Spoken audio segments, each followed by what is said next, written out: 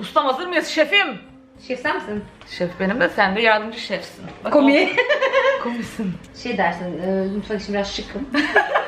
Evde hep böyle gezerim. Herkese merhabalar, ben Damla. Ayran aşı çorbasıyla işte 3 kilo falan verdim ve bununla da birazcık yalan değil şey yaptım. Yani kendimle gurur duydum şeydi Instagram'da.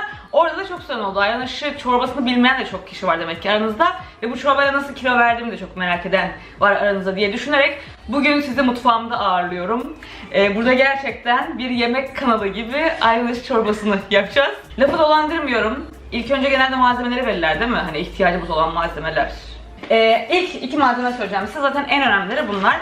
Biri bildiğiniz nohut, diğeri de buğday.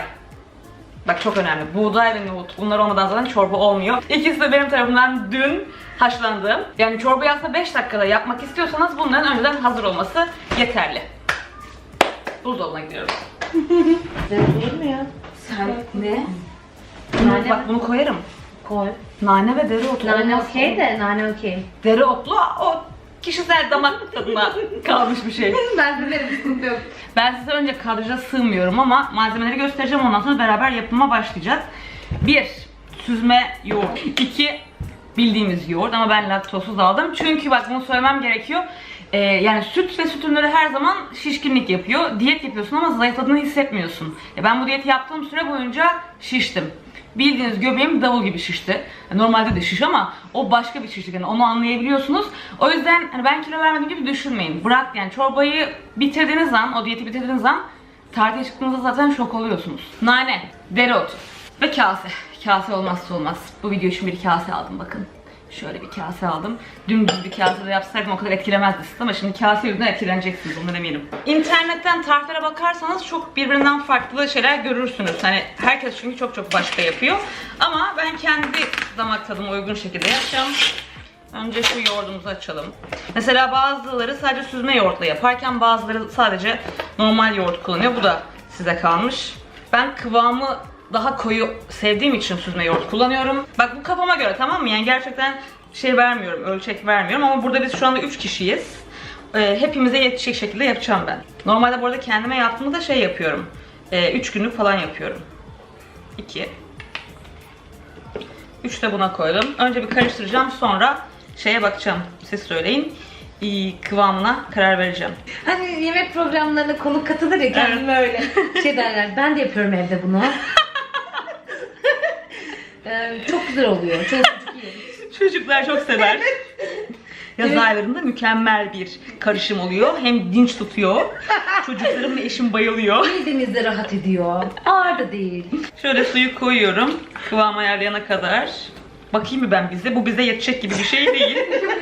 Bunu şimdi bir köşeye koyacağım. Ben burada nane ve dereotunu hazırlamaya başlayacağım. Onları yıkayıp yine göz kararı ama tabii size de paylaşacağım miktarı. Keseceğim. Şeydekiler konuşur ya, yemek programında misafirler.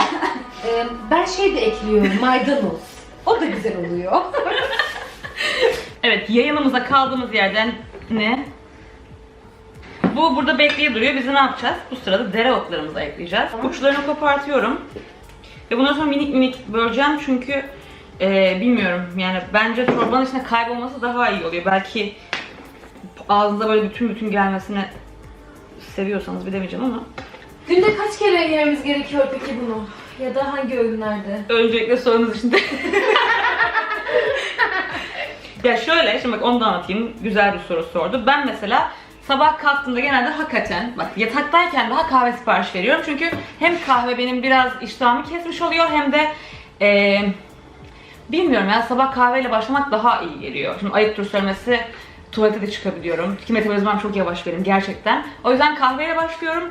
Ondan sonra 1 saat geçer geçmez de çorbamdan içiyorum bir tabak. Sonra 2 seçenek var. Ben nasıl kilo verdiğimden de bahsediyorum. Şimdi belki sağlıklı gelmeyecek birçoğunuza göre ama 2 seçenek var.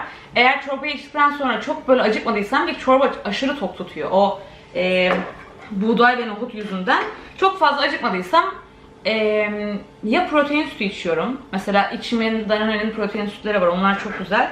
Ya da protein yoğurdu yiyorum. Yani biraz evet süte dayalı olduğu için o gazı ve ne derler şişkinliği hissedeceksiniz ama işte ben bunu bu şekilde yaparak bir hafta boyunca gerçekten o kiloyu verdim. Çok uzun bir hafta yaptım net. Bayram haftası galiba. 5-6 gün yaptım. Bu arada bu sırada dereotlarını böyle minik minik parçalara bölüyorum. Bunu da direkt şu anda gördüğünüz gibi çorbanın içine ekliyorum. Birkaç tane de naneden bölüyorum ve içine atıyorum. Bunu bütün. Aslında bir şey söyleyeyim mi? Dur, bunu en son yapalım.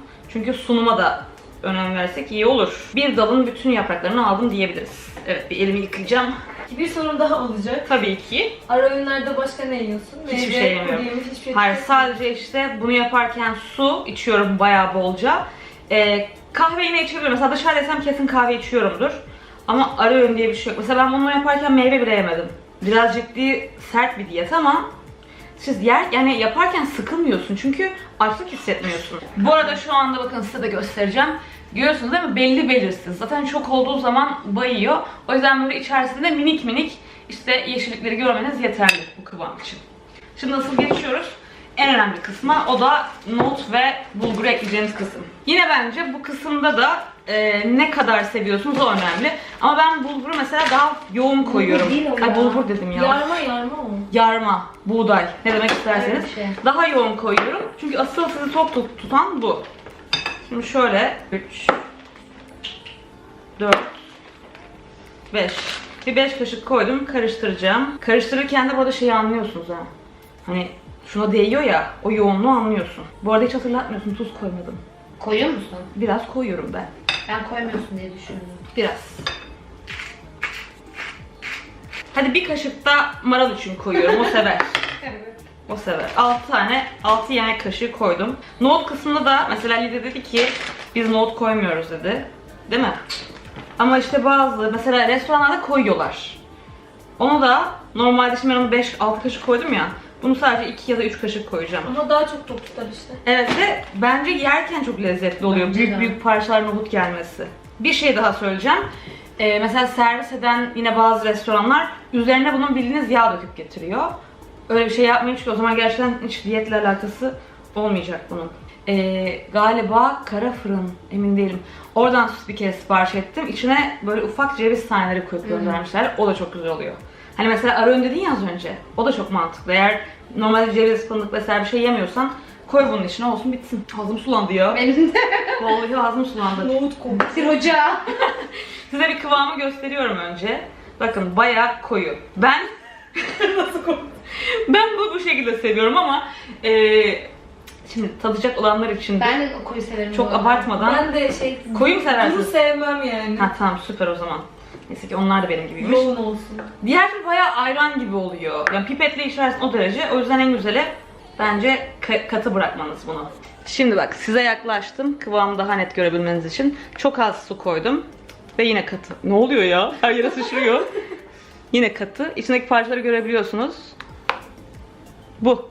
Evet, şimdi artık sunum kısmına geçebiliriz. Ben bir tane tabak hazırladım. Bunu da sizle beraber hazırlayacağım. Yaklaşık 2-2,5 kepçe koyacağım. Normalde tabii bu tabaktan, ya bu kaseden kaynaklanıyor ama ben de 2 kepçe yiyorum. Şu anda 3 oldu.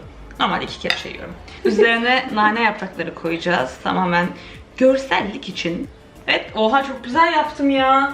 İsterseniz bunun içine bir de pul biber koyabilirsiniz. O da güzel oluyor. O şekilde de güzel oluyor ama ben size en bilindik, en tercih edilen versiyonuyla hazırladım. Evet, hazırsanız artık tadım aşamasına geçebiliriz. İlk bir ben tadabilir miyim? Belki tuzu eksiktir diye korkuyorum. Ben Yani tuz istemezsiniz kullanmam, diye. sıkıntı yok. Hemen bir kaşık tadacağım ve siz değerli jüri üyelerime bırakacağım. Nohutlu kısmını alayım biraz. Evet. Tuzsuz. Bence tuza hiç gerek yok. Bence var mı? Çok güzel. Beğendin mi? Ben beğendim. Sadece biraz daha soğuk olması gerekiyordu değil mi? Biraz bekledim mi acaba? Genelde buz da koyarlar bunları, biliyor musun? Bence Ama sulandırır diye buz koymadım ben. bana tuzlu bile geldi. Valla. Evet, olabilir. Nane tadını alıyor musun? Çünkü nane de bayabilir, istersen Yok. çıkart. İlklerde böyle nane okey, sunum için koyuyoruz ama sonra yoğurda tadı geçiyor bildiğiniz. O da herkesin hoşuna gitmeyebilir. Yani nanesiz de yapabilirsiniz. Özetle arkadaşlar, genel böyle bir toparlıyorum hemen söyleyeceklerimi. Dediğim gibi Lidya'ya da anlattım az önce. Sabah kalktığımda kahve içiyorum. Aradan 1-1,5 saat geçince acıktığımda bir kase ayran içi çorbası içiyorum. Akşam da, ki akşam dediğim 6'yı, yani 7'yi geçmiyor, 6 olabiliyor. 7'ye doğru da ya protein sütü, hatta varsa göstereceğim. Bak, Onların içine şeker var mı? Yok. 2 marka da var. Biri Danone, biri İçim'in. Bunun kahvelisi var. Aşırı güzel kahvelisi. Bildiğiniz bunu içiyorum. Bu da beni tok tutuyor bu arada. Ve bitiriyorum. Bir şey daha söyleyeceğim. Onu daha detaylı başka bir videoda anlatmak için şu anda söylemiyorum ama nerede? Neredesin? Burada. Bir de protein konusunda eksik kalmamak için BCA kullanıyorum. Hem sporla da beraber. Ya aslında spor yapanların hepsi kullanıyor ama ben işte dediğim gibi zaten çok fazla et tüketmediğim için bunu desteklemek amacıyla bu sıralar bunu da kullanıyorum. Spora giderken bayağı yanıma falan alıyorum.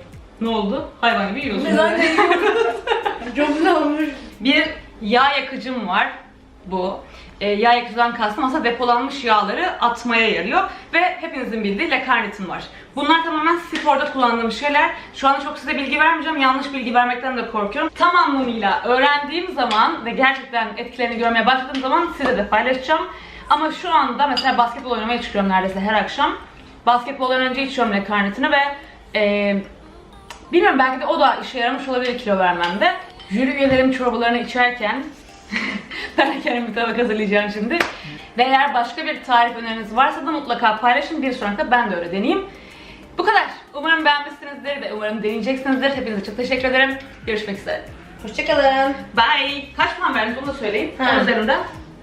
Tuzundan 1 puan kırdım. Ben 10 veriyorum çünkü ben tuzsuz yerim zaten. Sadece tuzundan bir puan kırdım. Bir daha alkışlıyorum kendimi. Ben Kesin deneyin. Mutlaka deneyin. Çok güzel. Bıraktım diyetisyeni. Görüşürüz.